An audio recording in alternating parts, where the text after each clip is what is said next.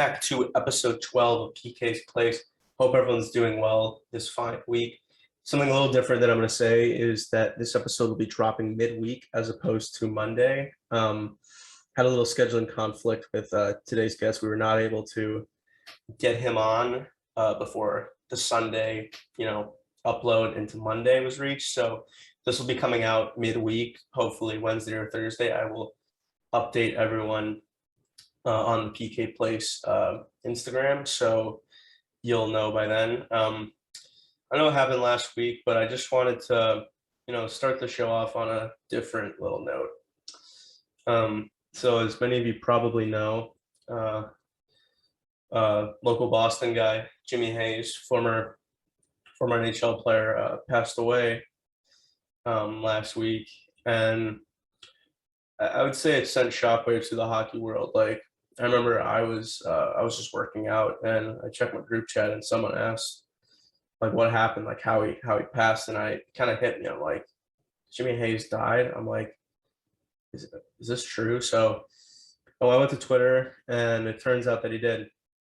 And I immediately got really sad. I unfortunately never got the chance to meet Jimmy, but obviously, watching him play, I thought he was a pretty good player, and obviously just hearing him, off the ice and like listening to a ton of interviews and reading stories, and he just seemed like a great guy. He seemed like an unbelievable person and someone that was so easy to get along with, and just he was everyone's friend, and like just someone you would love to have as a teammate, like someone that's just the best guy to be around. And so I feel for his wife. I feel for his two young boys who unfortunately will have the realization one day that they did not really get to spend as much time as they want with their father. And if I'm being honest, that breaks me. That's so sad. Every boy needs a strong father figure, a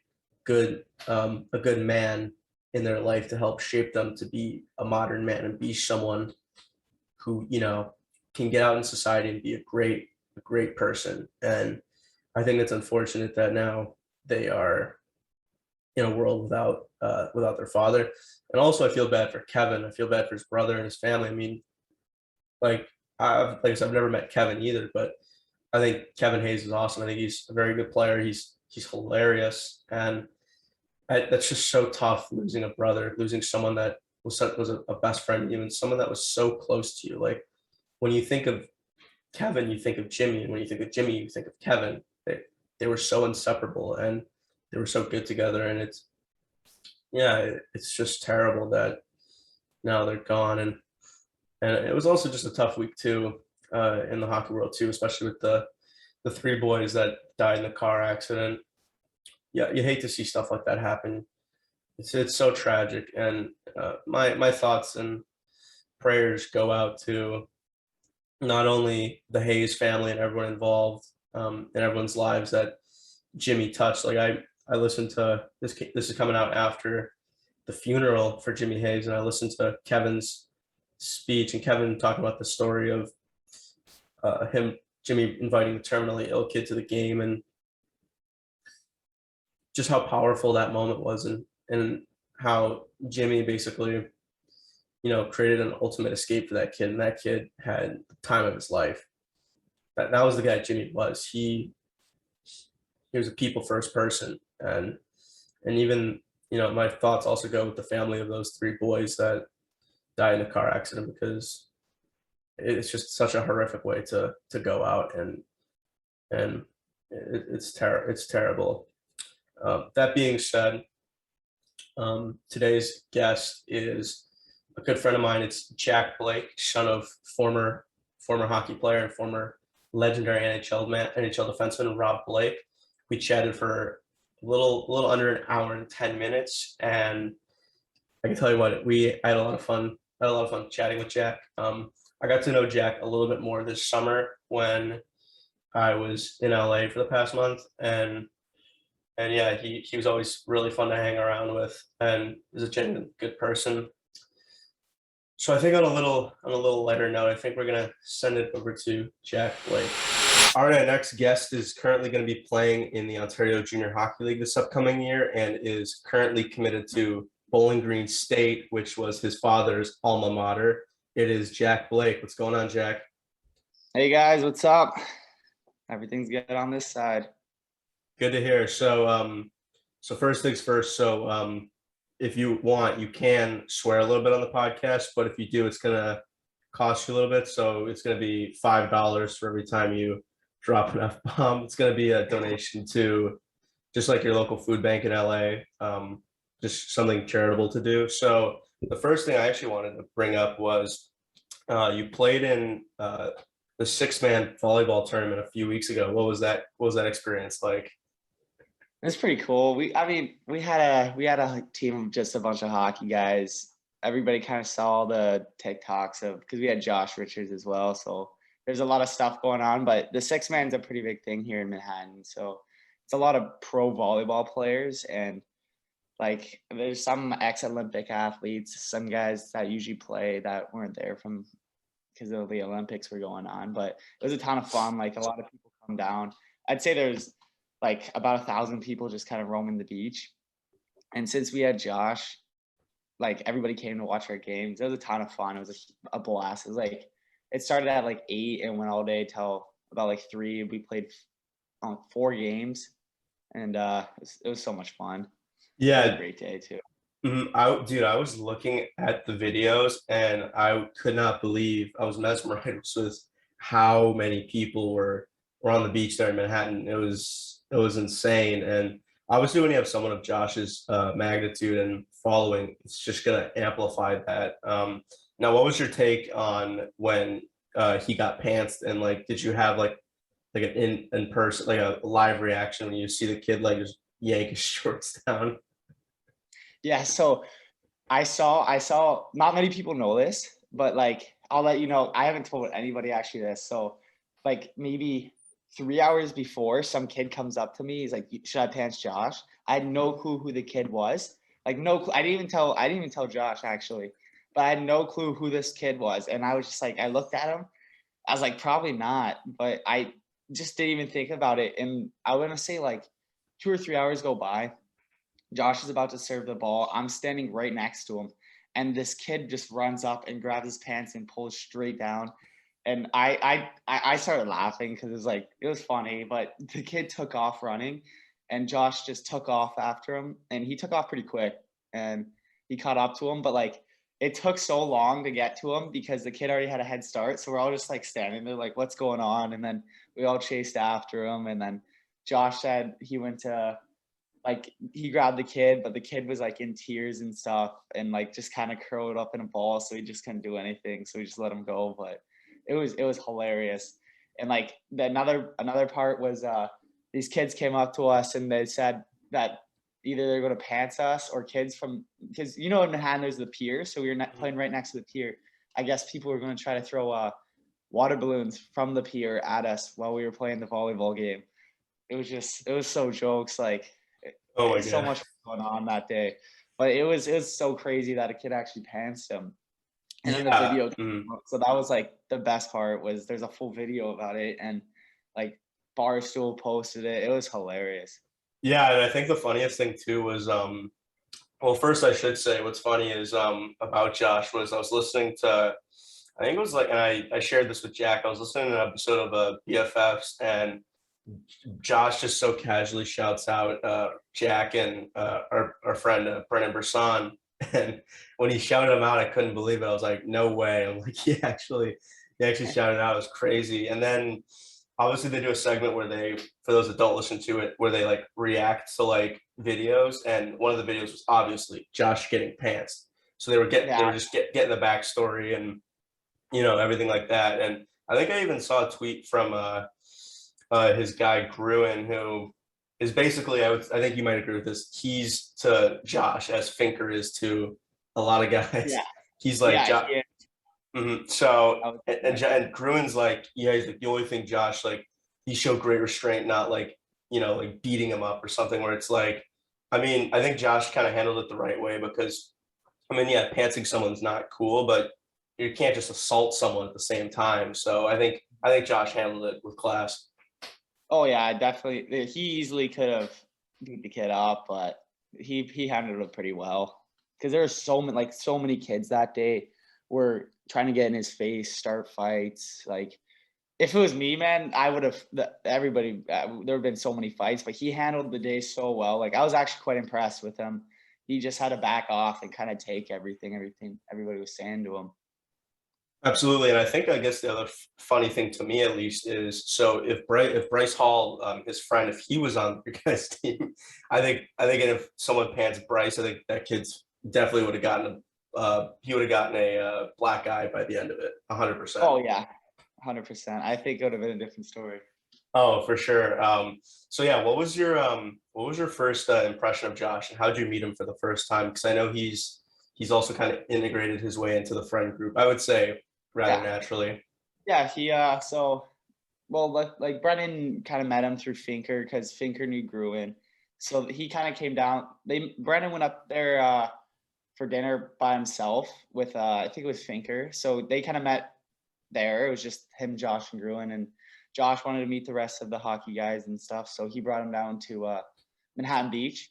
He came with his buddy Gavin, and they're both from Toronto. They both played hockey growing up, so like it was easy for them to fit in with a bunch of hockey guys because that's kind of what they were used to, and they just kind of they fit in really well. Like Josh, obviously, he's so famous, so like it was kind of crazy meeting him at first because you look him at on TikTok and stuff, and you see him all with all these people, so it was like funny, but he was really down to earth. He's a really good kid, super nice guy. Like he fit in great, and then his buddy Gavin plays hockey. He played junior C, so he got the hockey stuff, and they're just like other guys. Like they fit in really well, and they just acted like other hockey guys. It was pretty cool. Yeah. So the funny thing for me, at least, when like with Gruen, how it was described, because Dave would be like, yeah, Gruen knows everybody, and then I think it was when Igor was like, yeah, Finker like is so connected in LA. I'm like, there's no way these two guys aren't gonna like cross paths at Yeah, some point. Like they both know so yeah. many people. Yeah. Of course, it's Finker who found out about Gruen. Yeah. Like that guy, those guys know every. Like we went to dinner with Gruen and Josh for Gavin's birthday, and I swear Gruen knew every single person at the restaurant, and it just kind of reminded me like how Finker builds the relationships, and like we'll go out with Finker, and he knows everybody too. It's crazy. Yeah, it's honestly it's why Finker and Gruen are so they do so well in Oh, their roles because yeah they just know everybody and I think what was even funnier was I looked at Gruen, I saw who he was following, and I saw he was following Finker, and I'm just like, oh my god. And yeah, anyone who doesn't know who Finker is, Finker is an agent at CAA, and yeah he's very dialed in with the scene that's going on in LA. yeah, he helps a lot of the players out just because he knows so many people. It's awesome. So like if guys come in, he'll know everybody at the restaurants, help guys get into different places and that. It's pretty cool. Has he have you gone any dinners with Finker, and if so, any that stand out? No, I haven't myself, but Not yet. I know he gets a lot of the guys up in Nobu and like Hatch and all that. He's got good connections. Yeah, no, he really does for sure. And speaking of Brendan, because I know I mentioned Brendan because he's Josh is friends with him. What was your take on obviously of seeing him get drafted by Vegas, and if were you if at all surprised? I was fired. Like I kind of he kept telling us he was going first round, so it was just kind of like where and when. So I was fired up. I watched the whole round. Like I've known him for my whole life, so like just to see him get called, like his name getting called was amazing. Like I was so fired up for him into Vegas. Like that's a great organization. He was fired up as well. So it just sucks that none of us were together that day because we were all playing hockey in our areas, and it was weird because he kept telling how he wanted like because obviously we didn't know about COVID that before the draft, so the year was going on, and he kept saying how he's going to get drafted, and he's like, I want to bring all the guys out to the draft. We're going to have a draft party that night. Like we're all going to be fired up for him, and then just kind of sucks because I shot him a text, and that was like the only thing I could really do because he was so busy, couldn't answer calls. But I was so happy for him when he got drafted. Yeah, it was pretty cool. Yeah, because I remember like the first round was going by, and I'm thinking like Brennan should be going at some point, and then obviously he gets taken by Vegas, and obviously he was at school, and you just see obviously he had his dad there, his brother, he had Rypen, legend, and yeah, it was pretty cool. And I think the draft, so 2020 was supposed to be in Montreal, which like my goodness, if you talk about having a having a draft party in a city, I I feel know. like Montreal would have been a sick spot for it. And that's where his dad's from, kind of Mhm. around that area. So his dad's huge in Montreal. So it would have been huge for Brendan to get drafted in Montreal. That'd have been crazy for him. Oh, absolutely. Have you tried to work him with any talks like when he goes to like the AHL or even getting any games with Vegas if he's going to get you guys any tickets? I'm hoping that for if we don't have a game or anything, he flies us out. That'd be pretty cool. But I think it'd be pretty soon because he's hoping to look to turn pro after this year. Because if they do really well, he's got a great shot because they got a stacked team this year. So hopefully he does. He'll probably start AHL, maybe go right to the NHL. But who really knows? It'd be. Mhm. I for sure will be watching his first NHL game though. Oh, That'll be something absolutely. fair enough from.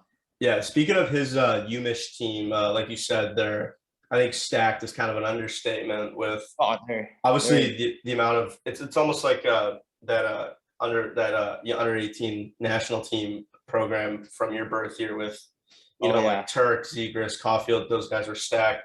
So do you like I was gonna say like Michigan, like you'd have to think that they're national favorites at this point, especially with who they're bringing back.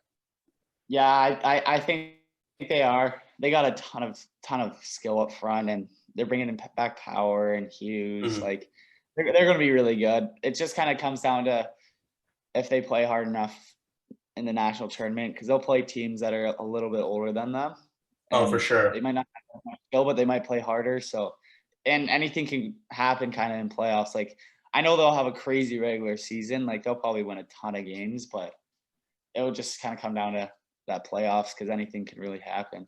Yeah, the NCAA tournament, not just for basketball, because obviously it's unbelievable for basketball, but for even hockey, I feel like it's underrated. I feel like you'll have upsets. Like I know, like St. Cloud's been a one seed, and like American International, which is in Springfield, Massachusetts. They're a really small school, but they've like shocked like the one seed and moved on. So yeah, you really never know. And yeah, I think yeah, I was gonna say I think that Yost Hockey or Yost Arena is going to be buzzing this year, especially since they're getting fans back. Definitely. I think it's gonna be crazy there. They'll have some they're probably gonna win a couple games by a ton. I'd say like six goals. They got a lot of scoring. For sure. And speaking of one of Brendan's teammates, Matty Beniers, who's drafted by Seattle, came out to LA and got to hang out with Brendan and you guys and work out with Ride Pen. What kind of guy is this? What kind of guy is Beniers? Like any stories from when he was staying in LA?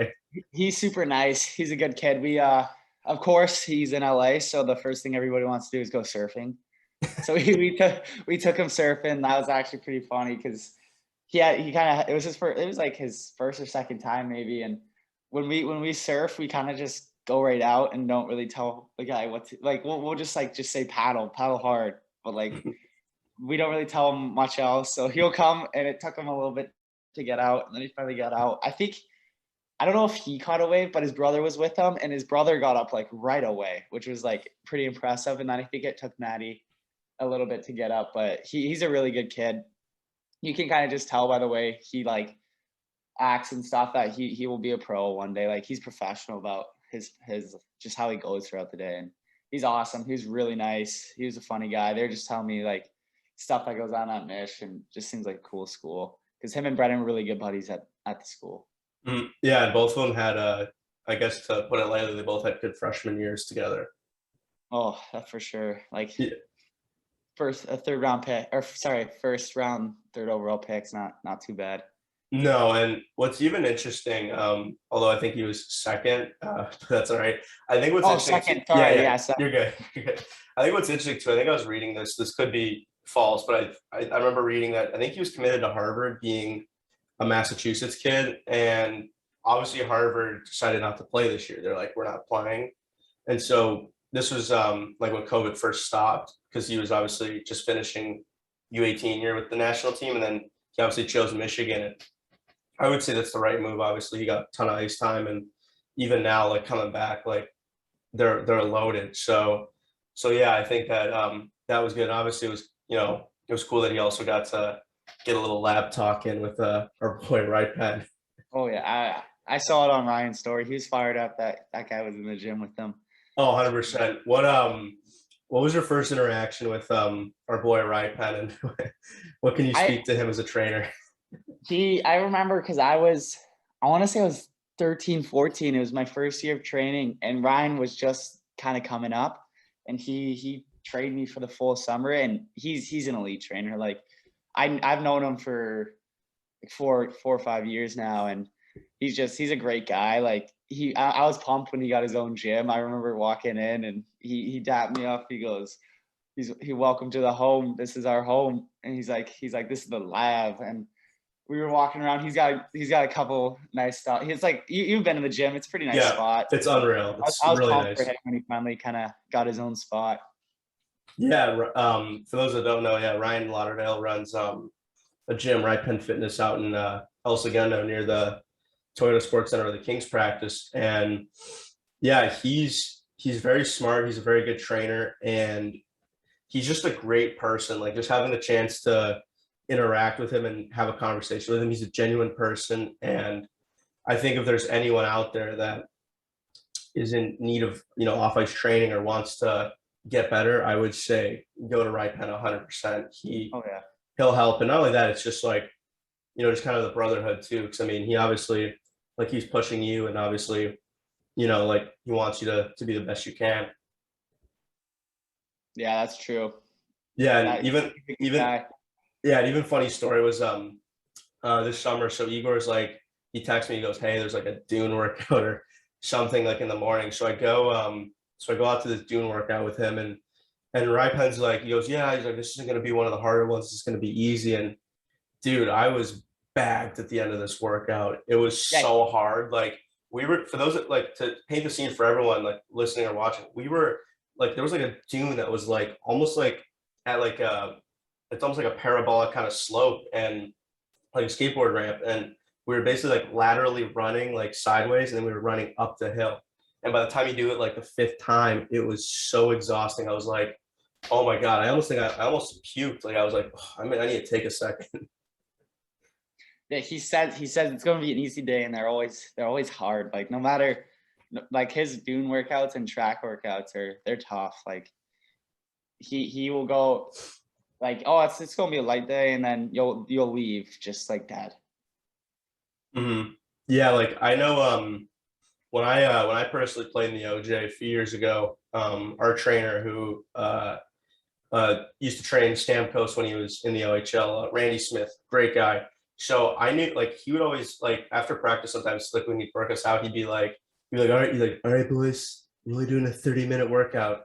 And when he would say like 30 or 40 minutes, I'm like, oh my God, I'm like, he's gonna kill us. Like, I'd prefer the longer workout, because while it still would be hard, it's not like he's just gonna pound us into the ground. Like, for 30 minutes, it's like, we're not going easy on this one. Oh yeah, that's for sure. I know what you mean. No, but no, we also yeah. So also, like, I've talked about this a lot when I went out to LA this summer again, and it was obviously a great time. So Jack and I not only got to train on ice, we also got to train off ice at GLP. What are your thoughts of the environment and just everything there? Because me personally, like, it was so enjoyable, coming there to train every day. Like, it's weird. Like, on Sunday night, I would just think to myself, like, I'm kind of happy Sunday's over. It's Monday. Let's get back to work. I'm the same way. Like, everybody there, they got a great staff. They all like doing what they do, and it's just a good spot. Like, it's a big gym. It's huge. A little bit bigger than Ryan. So they got, for people that haven't been there, it's a bunch of shooting lanes, and then they got like six squat racks. Like, they're well done, and they got a huge turf in the middle. So it's quite big, but their staff loves kind of doing what they do. They'll come with energy, and then you got to bond, like we're working all your bodies are there because we have our group, and then Mm-hmm. PK would come in and he'd be either after us or he'd be with us. So it'd be that, and then they had like there's always people there. It's just loud. They always got good music going, so it's just a good spot. Yeah, it is. It actually reminds me. For those that see, I'm wearing a shirt representing a gym that's pretty similar in Detroit, 2SP Performance. Both of those gyms like have that same environment of there's a lot of friends and a lot of people that are just putting in a lot of good, honest work, and it pushes you. It makes you want to go harder. And even like obviously like the training staff's really good. Like Brandon, Derek, Kevin, Nicole, like all of them just do such a good job. And it doesn't matter who's training you that day, you're in for a good workout, especially Brandon, who'll just put us in the ground. Oh yeah, Brandon brings the energy too. Like if you're sleeping in the morning, he wakes you up. So it's good. Oh, 100%. Yeah, it's it's a really good way to start your day and to kind of, especially on Monday, just to start your week, just getting after it. So I do really like that. And I guess transitioning to with kind of keeping in line with Josh and Brendan, SoCal 4-on-4. So for those that are unfamiliar, a few friends of Jack and Brendan, they started like a 4-on-4 summer league in California in the Valley, which I know it's a little far for you guys and near the airport, but obviously you guys got to play it. What was your experience with that, especially making it all the way to the championship game? Yeah, it was the first year of it, so we kind of didn't really know what to expect at first, but they like, so the two brothers, Drew and David and Alex Krause, were there the heads, and they did a phenomenal job setting up. Like guys would just show up, all you had to do was get your jersey and play. So it was awesome. Like you didn't have to worry about anything. It was in the Valley, so the rink was so like it was an all right rink. It's pretty old, but it was perfect.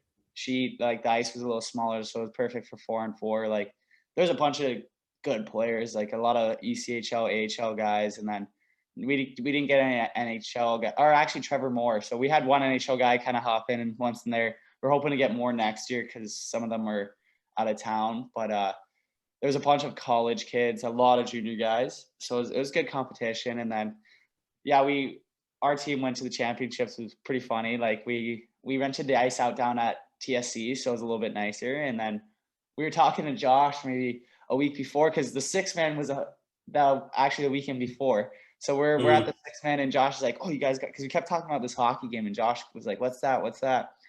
And we told him about it. He's like, "Oh, that's awesome." And then we're like, "You should just come coach us, like just for jokes." And he's like, "For sure." So he came to coach us. And we were like, we got to do something funny. So we all wore suits with tank tops under it. And then that's how we pulled up. Everybody had crazy outfits. There's a camera guy there, believe it or not, which was funny. And then we had Ryan. He came in, ran our warm-ups for us, and then he was on the bench with us. It was just a ton of fun. And then we ended up winning. So like, it was so much fun. But it's going to be good next year because we kind of have it figured out. I think we're going to try to do it at TSC all year. So the ice will be pretty good and it'll be in a good location. So it was a great first year. Like, well, we're hoping to get more pro guys next year and as we build on. Yeah, I think that's all you can ask for is just obviously start year one and then you obviously improve. And for those that also want another look at the game, check out Josh's YouTube channel. I think it's his most recent upload is basically behind the scenes and everything from that game. Yeah. So if you want to see that, I recommend you go check that out. And yeah, like so watching that and seeing all those photos, it reminded me of, I know like last year when I was in Detroit with Igor, we also were in like a 4-on-4 league for a few weeks and we kind of did something similar. So we'd have like a theme night and, we would dress up like we did. I think we did like One Direction theme. We did jeans. We did like Night at the Roxbury, so like 80s theme. Kind of like, and no, it was fun. I saw you guys walk in. I'm like these guys, they're ready to play. They look good, they feel good, and they play good. So no, overall it was cool. And obviously I think moving it to Toyota was the right move since it's just such a better facility and it just looks better. It's more well lit, and yeah, just everything was obviously just better about it. Yeah, it was good. I think TSC will be better. And it's like most of the pro guys kind of live down here from Kings and ex Kings players that got traded. So it'll be kind of easier maybe for them. And then we're also trying to think of getting Finker involved so we can get maybe get some of his clients out here. So and he might be able to help book ice and just kind of get it out there. So it'll be pretty good. Yeah, Finker's the man. He I don't know if there's much he can't do. Oh, for sure. Like he knows so much, so he'll help us kind of get up and running. And the Beatons and Kraus will kind of still do their thing, and then they'll get jerseys and all that. They did a great job, though. No, for sure. Do you think like obviously like I know it's thinking a little far in advance, but do you think that you guys would possibly want to like integrate like sponsorships in there? I think they're looking for it. Like there is, Mhm. I don't know what the brand name is called, but they're a company that makes like barbecue tools, but they have hockey sticks on them. I don't Yeah, know you if you, guys got them when yeah, we got that's what them. they got from winning. Yeah. So that was like their one sponsor, but they're trying to get a little bit more. Like I don't know if Josh will if he comes back, he might want to play in it. So if he does, maybe hopefully like maybe Barstool, he could get like his energy drink on a jersey or something. We'll Mhm. both kind of see what's up, but it kind of got a little more attention when Josh started posting about it. So hopefully he gets a little attention there, and maybe they can get some stuff out of it. Yeah, like for example, on their Instagram for the league, obviously it's the following's not huge. It's obviously just people that play in the Yeah. league or friends of people. But I would look and for example, like when Josh was featured or photos of Josh, it would have like thousands of likes. Oh yeah, I think there's a swipe through photo gallery thing that it's just all of us walking in, and I think Briss and Josh are the first photo, and Josh reposted it, and it got like 3,000 or 4,000 likes, and they only got Mhm. like 500 followers. So it's kind of funny, like looking at it, just how many people follow Josh is kind of shows on that one. Yeah, it's rather impressive, and obviously he's helping the boys out with with his platform for sure. Oh yeah. Yeah, so also something I wanted to know was so obviously you've grown up and still live in LA. How do you feel about the landscape of hockey growing up in LA? As obviously it's a non-traditional market compared to like Detroit, Boston, Toronto, cities like that. Yeah, so when I was younger, it was still growing. Like that's when the Kings finally they won 2012, 2014. So Mhm. everybody started kind of knowing more about hockey.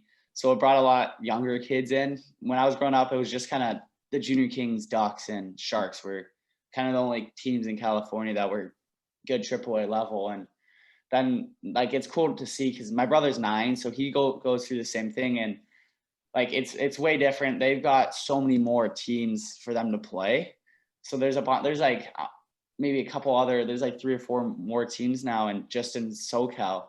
So it was pretty cool to see, like compared to when I was his age, there's just only like 1 or 2, and there's so many more kids trying out. They had a instead of just having a squirt A and squirt B, they got like squirt double B, and they're like one other squirt, and then they got like a bunch of might teams. So that just shows that it's growing, and they're starting to make more rinks. Like the one down in Irvine just got built. So they're starting to put more money into hockey, which is really good to see. And there's just more people playing it and more people talking about it. So it's pretty cool. It is, and I will say with Ducks, the one thing I think they've done really, really well is like obviously getting out in the community, but also just the fact that they've built new facilities and have helped things like that. Like, yeah, that new facility in Irvine, it's impressive. Oh, it's one of the actually the nicest rinks I've been to. Mm, It's also brand new, but like just kind of going around all of US for tournaments and stuff. I think that's one of the better rinks in the US. It's amazing. yeah, it's no, it's rather impressive. I guess something also recently I wanted to bring up was you actually went to King's development camp. How was your experience against some of the top prospects there? Yeah, it was good. I mean, they got the best one of the best prospect pools, so it was pretty good to play against those guys. And it was my first time kind of playing against the pro guys and guys trying to make pro. So it was really cool. Like they do it right in the NHL. It's super well done. Everything's good. And like we skated, so we would skate twice a day, and then we played a game Friday. So the game went really well. It was just kind of 2 periods because we didn't have too much time, but it was good. It was a lot of fun. It was hard, I'd say, yeah. And then a lot of good players. Like you could really see the difference from the guys that played 2 years pro, like Rasmus Kupari. Turk didn't play because he had his appendix taken out. So and Byfield had an ankle injury, so we didn't get to see those 2 guys. But all the returning Rain guys were really, and then Arthur. You guys know Arthur Kaliev pretty well. Yeah, but like friend of the program, yeah. He didn't make it because he was still waiting on his second COVID vaccination, so he was still waiting on that. But it was really cool to see the Rain guys like play against them, and they're just a step ahead of everybody. So it's kind of cool to see where you're at and kind of where you got to get to go to. Mm-hmm. Yeah, and also you also are boys with Turks, so obviously that was also added that you got to play against one of your friends too. Yeah, it was nice to see him on Monday, and then kind of sucked he had to get that because he said he wasn't feeling good, and everybody started freaking out because of COVID. And then he figured out that is his appendix, which is terrible. It sucks for him, but yeah, he's done with surgery. He's feeling good, so he'll be back on the ice pretty soon.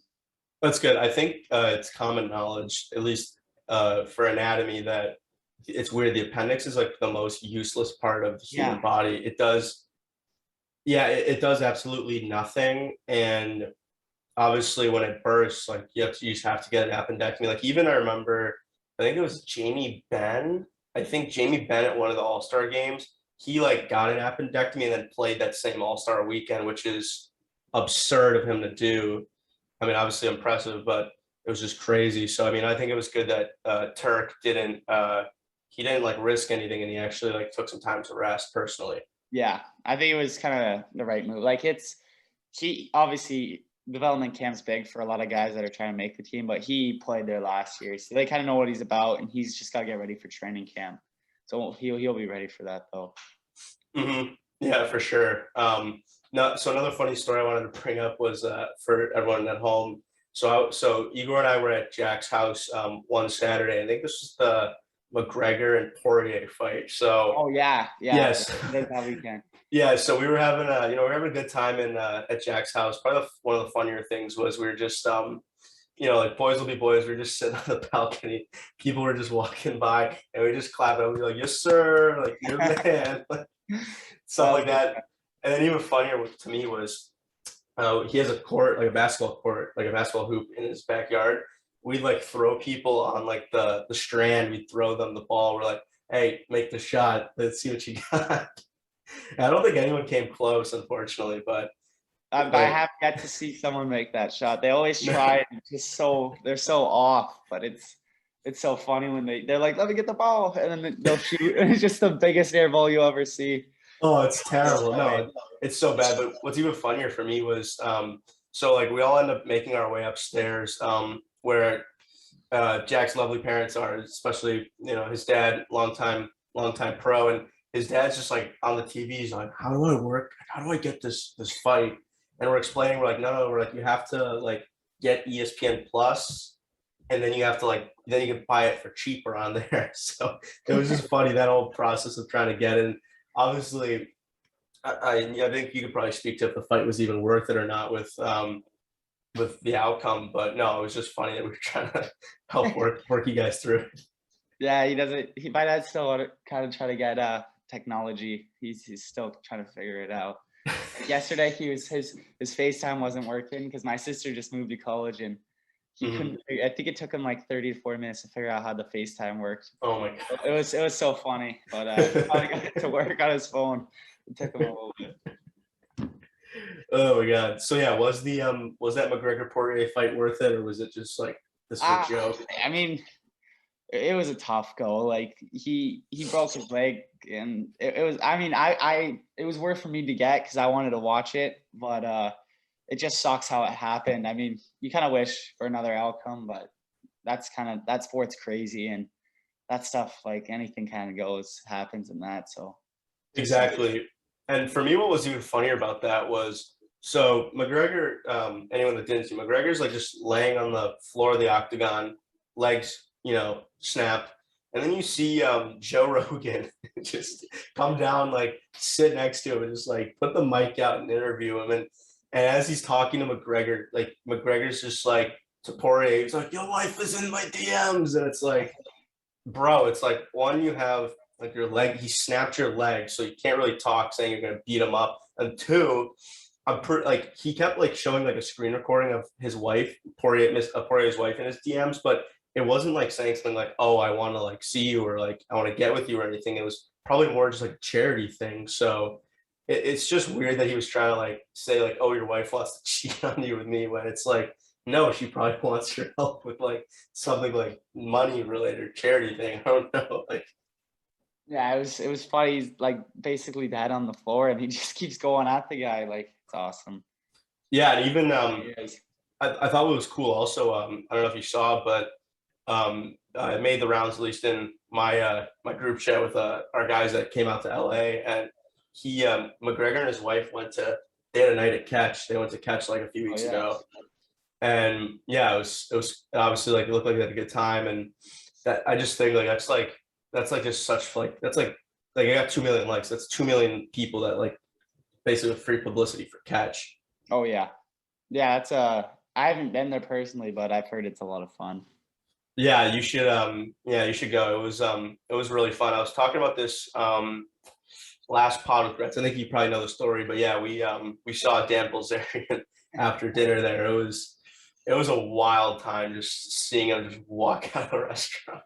I bet. It's crazy downtown. Like, you can just see anybody without knowing. Like, I remember I was just walking downtown. Well, you know James and Sam Band. They Yep. came out, so Mhm. they came out to visit, and we were just walking down because down LA, and we saw the Nelk Boys, and it was the craziest thing, just out of nowhere. Like, we literally turned the corner, and they were just standing there, and I was like, holy.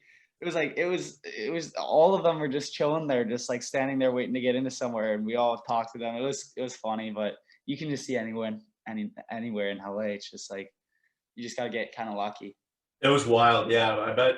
What were they there for? Were they probably there for like their Happy Dad like seltzer I like thing? I think they're waiting. It looked like it was a restaurant. They're waiting to get in, and then we were looking at their Instagram, and they were there an hour. And when we were driving home, I think they got in like an Uber or something and got in a private plane. Because next thing they were in Arizona, like in two more hours. Like, they got on a private plane, went right to Arizona, and they're partying at like a college there. It was kind of funny. Yeah, those guys are interesting. You said you talked to them. Well, yeah. So are they really like their YouTube persona? Because Yeah, they're a they're little just kind bombastic. of they're small though. Like, I kid you not, I think I was like a head taller than all of them. They were pretty short, but they're nice guys. They're all from Toronto, and they're just cool. They're just cool. We just say what's up, like hey, and then kind of like we were a little nervous, so we just kind of kept walking after that. But they're cool. No, I feel and speaking of that McGregor fight, those guys happen to Oh be yeah. there too. And I guess what was weird was so they made a video about the fight, and what was weird is that so they were actually sitting behind Trump, and so like they basically caught on camera that Addison Rae like went up and she's like, hi, I have to say hi, like I'm Addison. They were like, what is going on here? Yeah, It I was saw that. That was bizarre. pretty funny. I love how those guys are such good guys. Like, they know everybody, and they get right into the UFC fights, even when it was locked down and stuff. Like, they're it's funny. Yeah, they're boys with Dana White to say the Yeah. least, and Dana's done a good job with the UFC. Like the UFC is becoming more and more popular. And like speaking of fighting, did you happen to catch the Jake Paul fight? So by the time this airs, it'll obviously have been the past weekend. But did you catch that Woodley Paul fight? Yeah, I saw that. I saw it. I watch it. It's weird how like like boxing was so big a couple years, 10 years ago. It was like Mhm. bigger than UFC. Now UFC is kind of like the professional thing, and it looks like boxing's just kind of for show now. That's just how I think about it. But it was, I mean, they put on a good show for the boxing, and it was funny watching them walk in, and then the fight. The fight was, I mean, it was all right. Nothing crazy happened, but it was a good fight. I think it was worth getting because it's so funny watching the Paul brothers when they get in the ring. So it was cool. Absolutely. And what did you make since you did watch it? What did you make of when they would cut back to for tail of the tape? They cut back to Portnoy and Big Cat just like talking about the fights. That was funny. I thought it was hilarious. Like, how big Barstool is now. Like they got their own Mm. betting and they're on kind of the major pay-per-view for that week. It's just funny how big they are. Like I was laughing watching them when they came on. Yeah, they I saw the clip, which was pretty funny. They were talking about one of the undercards, and I think it was this guy, Yvonne, and then it was like Montana Love and Big Cat Ghost. He's like, Dave, I don't know if I could save this, but Montana Love, that's a porn star name. Those guys are funny, man. I don't know if they want to fight, huh? Because I mean, Probably not. Jake They're Paul won, brutal but gamblers. yeah, they said going in the fight, they're like, Owen, however many fights were right before it, but it was pretty funny. Yeah, well, what's even funnier to me was so that was on a Sunday. So Saturday, the day before, was college football. Like they call it week 0. Yeah.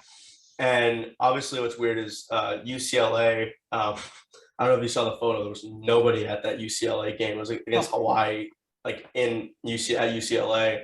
But I saw. I think like both Dave and Big Cat. They both had winning records, like gambling for their college football picks. Yeah. But yeah, I just totally like went the other way with boxing. Yeah. But yeah, and then even what do you make of the bet that Woodley and Paul made? If you're not familiar with it, they basically, the loser had to get a tattoo saying like they love the other person. Yeah, it was fun. The ending was the best part about the fight when they were yelling at each other on the microphone. Like, I don't know if they will rematch. I saw that Paul said he's retired yesterday or something, but something crazy. But that'd be funny if they fought again. Yeah, I think for me personally too, like I think if there's one person I think Jake Paul personally doesn't want to fight, I don't think he wants any bit of Canelo Alvarez. No, I don't think, or Not a shot. I was thinking because he probably won't fight him, but what about that? Because that Ryan Garcia is pretty big, and Garcia's a unit too. Yeah, yeah, like, and he's big in that YouTube kind of world. So I don't, even if he fought him, I think he'd get beat up pretty bad by those two. Like those guys are legitimate boxers, so it's just like it'd be fun to watch, just because it'd be kind of they just kind of beat on Paul, but it'd be interesting. I doubt he'd fight those guys because they're legit. Yeah, no shot he fights Canelo. Canelo's a bad man, Canelo. Yeah. And the thing about Canelo too is he fought Floyd early in his career, but like Canelo, like Floyd just obviously made quick work of him, but obviously Canelo's gotten more experience. And yeah, I don't think, yeah, Jake Paul would. And the thing is, like, Jake Paul's not going to take a fight that he can't win, and we both don't. A lot of people don't see him beating Canelo, so that's just not going to happen. But I mean, you know, who knows? Who knows what'll happen? And I guess the other funny thing that just popped in my head was while we were at Jack's house, I think it was his brother who's 9 just goes about the Poirier and McGregor. He's like, "This isn't another YouTuber fight, is it?" And Igor just, I remember that. Yeah, and Igor just goes, "A few more tweets and I'll be in one of those." And then you just see his dad just start laughing. Yeah, I remember. That was pretty funny. Oh my God. Yeah, that was classic. Well, speaking of your dad, so obviously I wanted to kind of like shift the talk about your dad for later, because obviously you're on the show, not him. But yeah, what has he meant to you, not like as a, you know, coming along in your hockey career, especially someone who's as really accomplished as he has, and like what's some good advice that he's given you through your career? Yeah, he's just kind of taught me to be pretty humble throughout my years, and like he obviously has been there and done it, so he knows kind of what it takes. So he just tells me like how you got to work hard every day, you got to come in and try to outcompete everybody. And even after like just the Kings camp, like everything they talked about was they look for guys that just come in every day, are professional and compete against everyone. Like they because everybody at that level, my dad will say, they can all make passes, they all got skills, so it just kind of comes down to how hard you work. And even if it's a bad day and you're still working hard, like you're getting something out of it, something he would say all the time. So it was pretty cool. Like, I mean, I got to see a lot of cool things kind of being with him and meet some cool hockey guys, and he just brought me around everywhere, and he's been really good about it, and he's been an awesome father. Like he's a great guy too, and it's just been awesome watching him in his career, because I was born towards his tail end, so I got to see him in LA and San Jose, but it was awesome kind of watching him. it sucks because my brother was born after, so he won't ever get to see him play really. You just gotta look him up. But it was cool being just kind of around him through all that and kind of experiencing that is awesome. Yeah, absolutely.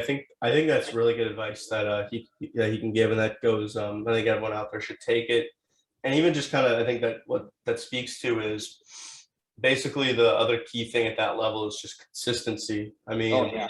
like obviously, like there's gonna be days where you just don't have it. I mean, we're human. That's honestly any sport too, like not just hockey, but yeah, you're not gonna have it every day. But if you can at least be consistent with your work ethic, it's not it's all it's not for nothing. You're at least gonna get something out of it. And even like you said, he ended in San Jose. How often did you get to go see him play there? Especially, I think it was the last year he played there was his it was what do you call it? The year they went to the conference final. Yeah, they were a good team. Like I remember they didn't lose many games after Christmas break. They went on a run. They won I'm pretty sure they might have won that President's Trophy that year, but I'm not 100% sure. They were a really good team. They might have been right up there for it. But I went I want to say I went to most of the games. I don't know about the weekdays because we went to school, but I remember going to quite a bit. Like we go to everything we could just because it was fun to go, and they had that family room set up and everything. So it was pretty cool. Like they did it right. Like they knew how to treat the families and everything. But it was fun watching him. And it sucks they lost the Hawks because his last games they lost 4 straight, and he hates that their goal song. That's all he heard. So if I ever play that, he gets all mad at me. But it was awesome watching him and just watching him on TV and stuff. It was pretty cool.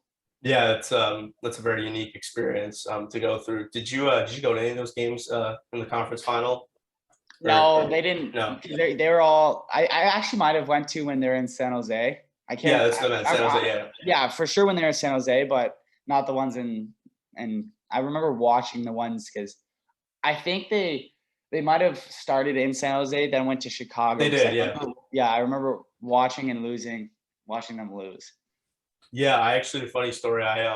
So my dad's good friends with Heatley, who obviously played with your dad that year, and so he actually got us tickets for game 2, I think it was. So luckily for me, I think I was in 3rd grade, so I got to miss school.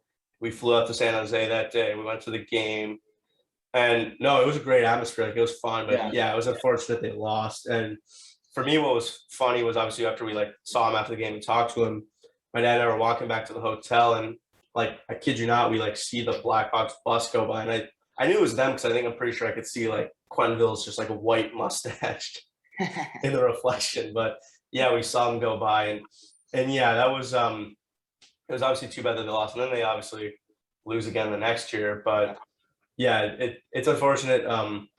Your dad he went out that way. Did he? I was gonna say the family room. Did you? What other guys' kids did you run around with in the family room?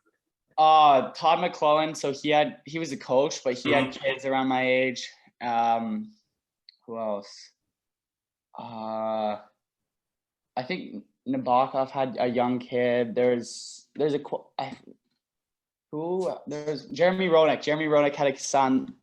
So Todd McClellan had 2 kids around my age, and then Jeremy Roenick had a son, and he's a little bit older than me, but they all had kids that were there. And then there's a couple of players that had some kids around my age or a little bit older, but I can't remember who. But I just remember for sure Roenick and McClellan. Yeah. Have you kept in contact with any of them? I know that. Yeah. Go ahead. You know, McClellan now the coach. Yep. So Tyson skates with us. You skated with him. So that's one that I know pretty well. And then I just follow Roenick's son on Instagram and stuff. He was at San Diego State. He was playing like club hockey down there and stuff. But I haven't really seen him. I know Tyson pretty well because they live out here now. Yeah, I know. I think similarly. I remember Igor was just telling me during his dad's career, and kind of similarly, he was born like at the end of his dad's career, and I think the main like kids from the team that he like was really close with were Yzerman. I know Steve Yzerman. He was close to Steve Yzerman's girls. But yeah, no one really else I think on those teams really had like kids that age. But I do think it's cool that the family room that the kids just get to run around, and obviously like, it's kind of cool to keep in touch with them as you grow up. I think that's, powerful. I think that's very cool to see. Yeah, for sure. I mean, I can see it with the Kings because I don't go down in the room, but I know they got a lot of kids that are around that age when I was that age. So it's so cool that they've still got the same thing going on for them too. Similarly, like your brother's age too. Yeah, they're usually around like 7 or 8. Mm. But my brother, like Dustin Brown's got 2 kids, so one's a year older than my brother, and it's funny because they'll skate together sometimes.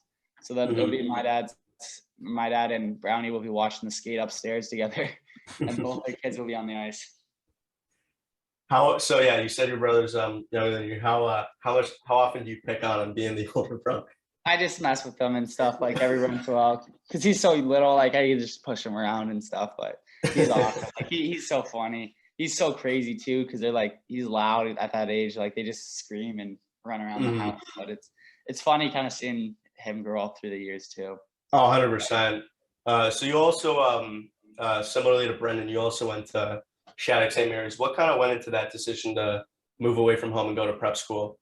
Yeah, I was just looking kind of because here in LA, like the U18 level is not the best hockey, and I don't think I was ready for juniors yet because I was kind of late developer. So I was looking at the prep school route, and Brendan was already there. So I kind of talked to Pat about it, and he said Shattuck, like he said, it would be great for development and everything. So we looked into it pretty good, and then I just looked at other prep schools, but kind of that was the one that I wanted to go to. So I went out there for a little visit. It was awesome. It looked like a great spot. They had I knew a bunch of kids kind of that I played against that were there. So it was kind of easy for me to go there and make the transition. But it was weird leaving home because it's so much different from LA. Minnesota's just so much colder. So it was Really awesome. cold. I wouldn't do it any other way though. Shattuck was a great place. Like it's awesome for hockey development. They do such a good job there too. So Absolutely, yeah. Shattuck's a hockey factory to say the least. I mean, especially like you think of the names like Crosby, McKinnon, Parisi, Taves. It's even like Clayton Keller, like Edom. Like there's so many guys that have come out of LA. Like not just LA, but just come out of there and play in the NHL. It's wild. Oh yeah, it was a great spot. Absolutely. Did you get to play with Brendan there or no? Yeah. So my first year on prep, we played together. So he was a senior and I was a junior, and we played together just for a year. And then he left. I lived with him, and then his little brother Jordy came in, and then I lived with Jordy. Jordy was on U16s when I was on my second year prep, but it was funny living with both of them. Yeah. I was gonna say another story about those two. I think I just finished up with one of our workouts that day at GLP, and I go over to pick Igor up at Ripon, but I was just kind of hanging out watching the workout, and Jordy and Brendan were just like barking at each other the whole time. Like I think, and not to like obviously throw any slander at Jordy, but I'm gonna throw a little bit. He's like he's doing like a med ball slam at the wall, and he's got like noodle arms, like he's barely putting any effort into it. And I could just see Ripon just looks at Brendan and he goes, "This is why I schedule you guys at different times."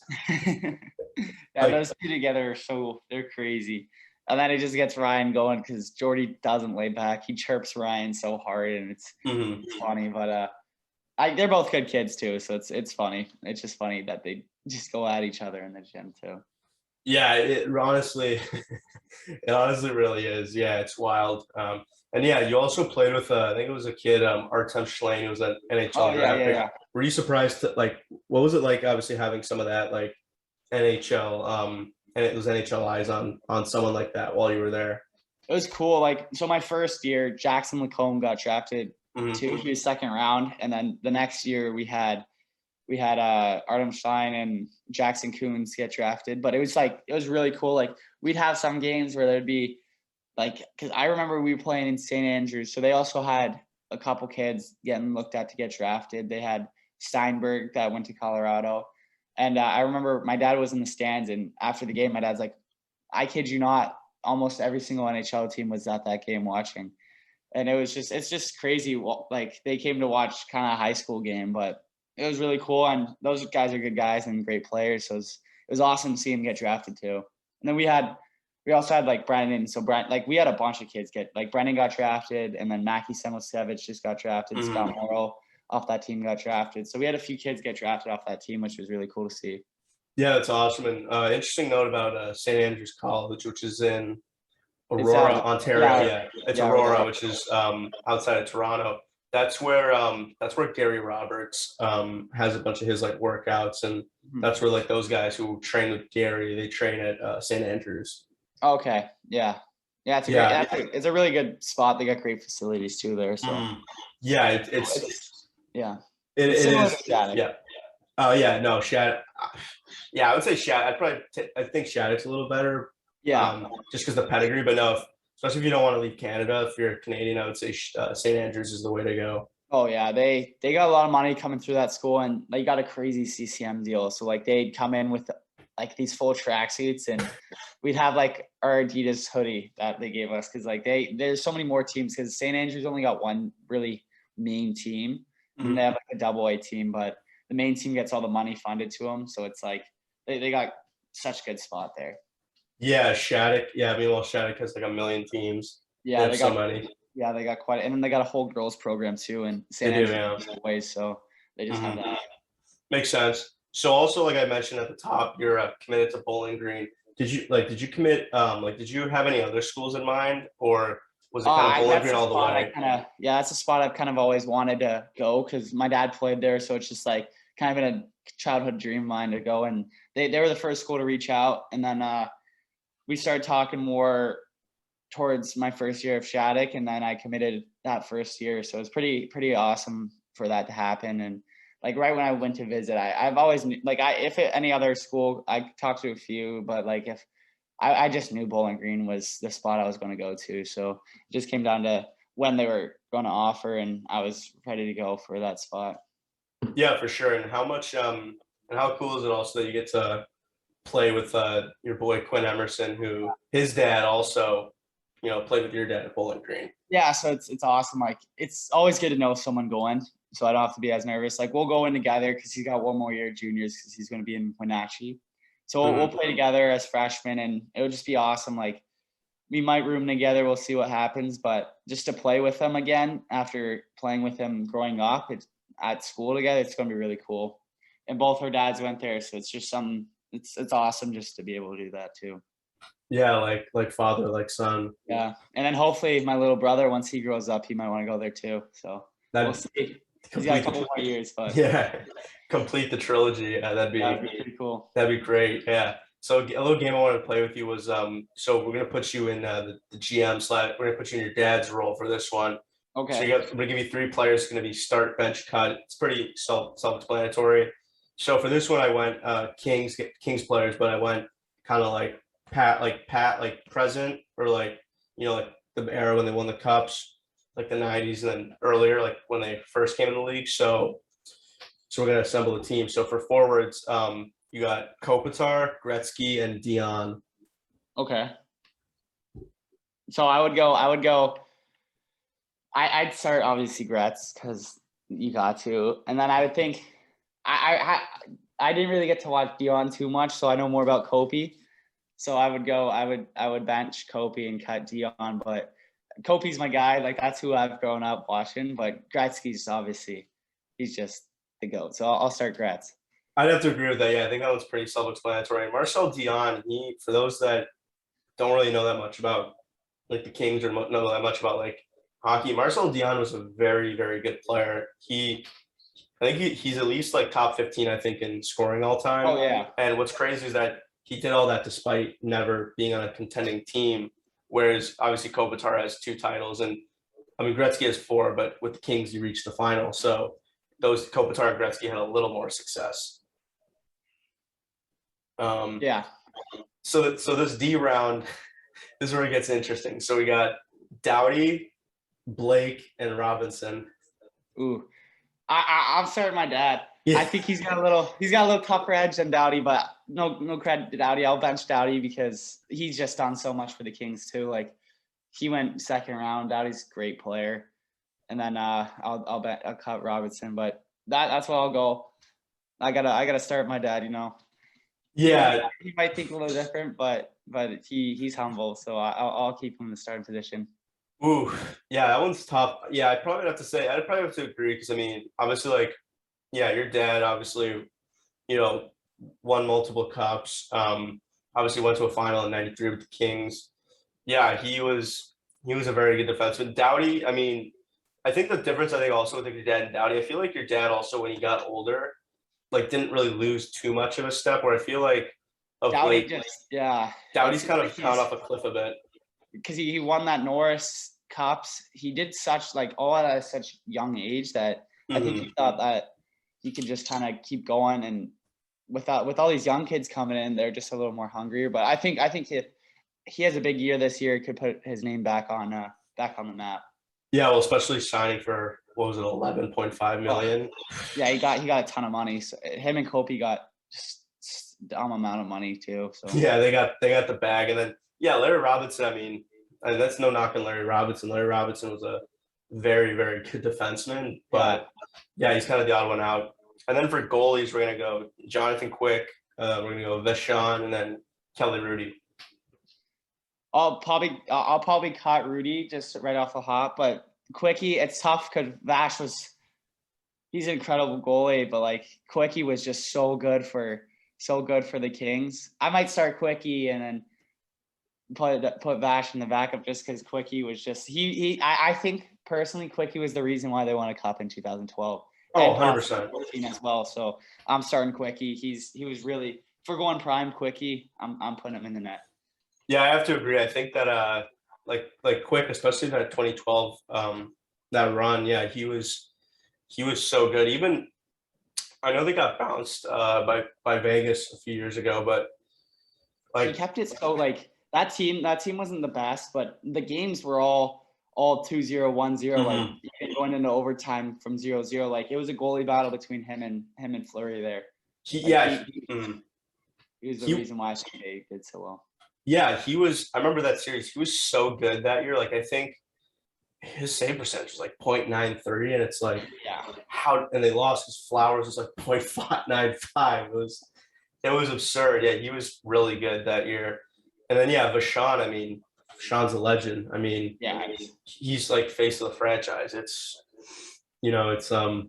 rather crazy. I think the other thing cool about you going to the OJs, you'll probably get to play against Coburg, which is Josh's hometown.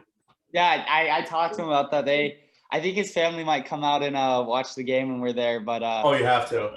if they're in town, they're coming to the game. They said it's funny because they said when Oakville came to town, they would always go to the games too. So their family will go, but if they're in town, they're going to the game. That's good. I guess another Oakville note is how cool is it that also you get to play with Parker Murray and Tyson Store, especially not only guys that you know, but their dads also had good NHL careers Yeah, themselves. yeah, it's awesome. I mean, I've known them for so long. I went to school with them growing up and everything, but I've never got the chance to play with them. So it was awesome because we all lived together last year too, which was great. So it was fun doing that. But this year we got different billets, but we're all pretty close. But it would be so fun still playing with each other and just winning games and scoring goals with each other. It's awesome. Yeah, and how and what can you speak to Jamie, especially like having going to his skates over the summer? Yeah, he's a great guy. Like he knows what he's doing. He really cares about development of guys. It just kind of sucks. He moved back to LA, so he's not the head coach there. He still owns the team, but he'll be just kind of doing his thing out here too. But he really cares about guys and how they develop on the ice. And if you care a lot, he'll care even more about you. So it's awesome that he's out there doing that every day with us. Absolutely, yeah, absolutely. So yeah, Jack, where can people find you on social media to keep tabs of you, especially before you follow in your father's footsteps at Bowling Yeah, Green? I'm mostly on Instagram, so it's just Jack_Blake4. Just hop on Instagram, give me a follow there if you guys want to. Yeah, I don't think you would regret giving Jack a follow. I guess another question. Two more things. One, kind of, I guess it's kind of I know it's an inside joke, but what can you give the people without, I guess, giving too much away? Give them a little nugget about the phrase "you like that." Oh yeah, so that it all started from Steve Holtz. It's Brennan's buddy at Michigan. He came Mhm. down and we just messed around and yell, "You like that?" At like people were just sad at each other if something happened. Like if someone scored on the ice, it was always to get Ron going because he's a goalie. So we'd yell, "You Mhm. like that?" Like when we'd score at him, and then when Josh came down, that was like the peak of when we were saying that, and he thought it was really funny. So he just kept going along with it, and then he had that. I think he posted like a MLB All-Star game thing, and his caption Celebrity was "You game, like yeah. that?" So he tagged along in that one, but it was funny when it was going on. We still say it too, so it's just funny when it when we say it. It has caught on for sure. Yeah, yeah, Josh, he was at the MLB like the celebrity game. I think they were in Colorado this year. And yeah, it was Mhm. pretty cool. I think he was like playing with like Anthony Mackie, like just a bunch of like really cool celebrities. So I thought that was kind of cool to see. And then obviously like the caption is like you like that. It's like icing on the cake. Yeah, it's funny. Absolutely. Yeah, and then another question. Who would you like to see me interview at some point on the pod? Hmm. I think not a bad guy. Not a lot of people know him, but Ronan Mobley, actually, he's a Yeah. great talker. He's got some funny stories because he comes along and everything we got. He might have Mhm. some different perspectives on the stories, but he's a great guy and he's looking to get a scholarship this year too for hockey. Yeah, Hockey. Ron's hilarious. I've known Ron for shoot, let me think. I think I've known him like 8 or 9 years now at this point. Like I've known him a while. He's so funny. I would say he's definitely like one of the glue guys in the Oh group. yeah. He's so funny. And I guess another thing I'll say is I think it wouldn't I'm gonna go on record saying this. I think it wouldn't hurt if you gave Brendan a little nudge to Oh get him yeah. on because he said he would, but like I would keep texting him like about like times and it's almost like nothing would really kind of like it wouldn't be like much given. So yeah, I think he's back at school, so I think that might help. But yeah, like give him a little nudge, just Oh, definitely. I because definitely will. I'll give him a nudge and hopefully he gets on here. He's because got some yeah, good stories too. oh, so funny. Like I'll even say last thing was Brendan. So for those that know, like I've talked about playing ball hockey. Like I had Chet on last like 2 episodes ago with Anson, the videographer, and Brendan shows me, Brendan, and Igor as a line. And dude, it was so playing with Brendan, like it was so funny having Brendan out. Oh yeah. It was I bet. hysterical. Like it was just really funny. And there was one time I think I actually shut him up like twice for backdoor tap-ins, and like this we were playing against this goalie who was like no joke, he was 80 years old, and he just robs Brendan. I was like, really bad. And then even funnier was Jake Brockman, Goof, good friend of ours. His brother Sebastian like had a hop in goalie, and even he robbed him. I was like this isn't a guy who plays goalie, Brendan. That's funny. No, I played the ball hockey. I don't think I was there when you were there, but I went No. down with Igor. It's so funny playing down there. Like me, Brennan. It was me, Brennan, Igor, Parker, and then Ronan went in net. So Ronan was in net for the game, and he was going. They were like, "This guy's the best ball hockey guy we've ever seen." Like they had no clue Ronan actually Mhm. was a ice goalie. It was so funny. Yeah, I've said it before. It's so much fun doing Oh, like playing ball hockey. It's a good workout. It's very enjoyable. And even what's interesting, like Chet, like their like ball hockey league they play in, they went to that like Chicklets like ball hockey tournament and like they won the top division. Like because Chet was telling me this on the pod, they beat like Werenski's team, like they killed him in the round robin, and yeah. then they played him in the finals and they won in overtime. Oh, nice. That's awesome.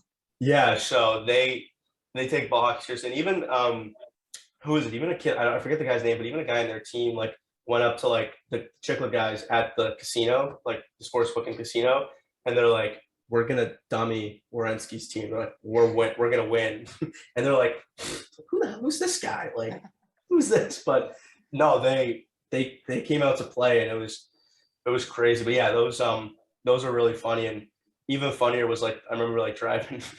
I was driving Brendan and Igor back, and Brendan's sitting really close to Igor, and he found a Sharpie like in the ride, and he just like signs his like compression pants, and then he takes out, then he signs my arm. I was like, I was losing. It was so funny. That's hilarious. That's funny. Oh my God. Yeah, it was great. But yeah, Jack, I can't thank you enough for hopping on. It was a lot of fun catching up.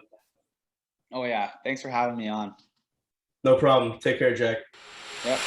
Okay, big thanks to Jack Blake for hopping on the pod. Like I said, it was a very enjoyable talk. We had a good time, and a little anecdote I want to kind of go into. So this past week, like over the last week or so, I ended up going to the movie theater and I saw the movie Free Guy with Ryan Reynolds, Camille Kostic, Gronk's girlfriend had a cameo in it, and it was Taika Waititi's in it too, and it was a fun time. It was a good movie, basically about a video game, like an online video game where an NPC or a non-playable character, those who don't know video games, it's like a background character, someone you can't play as, basically like becomes sentient almost and starts advancing in the game. And I guess that's all I'll really give away about it. But no, it was a fun time. But here's where my anecdote starts. So the song that's used in the marketing of the film, and it's used a lot in the movie, is the song "Fantasy" by Mariah Carey, which is it's a good song. I enjoy it, but it got me thinking. I'm like, what is it about Mariah Carey songs that make them so catchy or like such an earworm? Like think about that for a second. And if anyone has any answers, please feel free to tweet at me, DM me on Instagram, just like talk to me, text, whatever. Like feel free to reach out to me. And but the answer is because I'm thinking about it because like since I saw the movie, I kid you not, like that song's kind of been on loop, not only really in my head, but like I've been playing it so much in the car. And it's not just fantasy, it's not just that song. Like I know I hate to bring it up, but it's basically like September and Christmas is in 3 months, and All I Want for Christmas Is You is probably the most catchy Christmas song out there. So for me, it's just crazy. It's like she has so many catchy songs. Like I don't know what it is. It's just so crazy. And so another thing is I asked everyone to go on my Instagram and ask me a few questions. Didn't get as many as I'd like, but that's okay. So I'm gonna answer a few questions. First question is from a friend of mine, Hunter Gadwell, who actually she has her own podcast. If you're looking for something that discusses like self-love and positivity, go check out her podcast. I'm Trying My Best. So she asked me who my dream dinner guest is. So this is something I've kind of been thinking about for a while now. I mean, I think like it's such a good question to ask, at a party or ask at like just hanging around friends or anything like that. So I've been thinking about my answer for a while, and honestly, I think I have my answer now. I'm gonna say Elon Musk. And for those that are like, oh, why do you want like a billionaire? Like billionaires suck, billionaires are this. Listen, Elon Musk has worked extremely hard for his money. I'm giving him credit where credit's due. The reason I want to have dinner with Elon Musk, in part, is one, obviously, I know he's going to pick up that tab. So we're going to go to an unbelievable restaurant, and obviously when I would have the dinner, it'll be after I turn 21. So, popping bottles, all that stuff. And the reason I pick him is because I think by enjoying a dinner with him and having a conversation with him, not only I feel like I'm going to get so much smarter because the things he's going to teach me is invaluable. I have a good feeling that I'm going to learn so many new things just about the universe, about space travel, about electric cars, everything.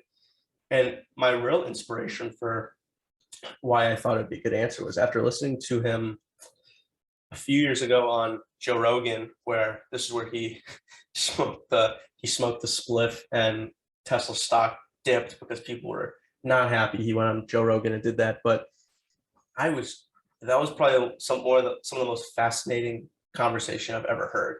I was riveted by it, and I'm like, I want to have dinner with this guy. So my answer is Elon Musk. If anyone else has any other answers, feel free to let me know. I'd love to hear it. Second question, kind of a weird question, but okay. They asked me, how do I feel about the Beast It's weird. I feel like the bees are very vital in the ecosystem of the world. I feel like they're needed. Obviously, you have to pollinate the flowers, but I'm gonna be honest. The weird fear of mine is kind of bees because obviously, like everyone's been, I feel like stung a little bit. I've been stung when I was a kid, and it's weird. It's just a feeling that I just don't want to have happen again. I don't want to feel it, and it's weird. I just like whenever there's like a bee, like in a like a real movie, not talking about like the Jerry Seinfeld animated one, but like a real bee. It's weird. I just like I don't know. It's just weird because like I just look at I look at its face and I'm like, ugh, like I just don't want to look at it. It kind of gives me shivers. It's just ugly. Like I'd rather look at a spider because I think spiders are cool. I know a lot of people are like, oh, you're weird. Spiders suck, but no, spiders are cool. So that would be my answer to both those questions. Thank you. Thank you to Hunter and Casey, the second person. Thank you for writing in. So as always, podcast Instagram is PK's Place Podcast. My personal Instagram is p.hughes15. Give them both a follow. Follow PK's Place on Spotify. Follow it. Turn the bell on to get notified whenever episodes drop. Go to iTunes. Go to Apple Podcast. Follow. Leave a 5-star review. It really helps. And I'll see everyone in the next episode. Take care.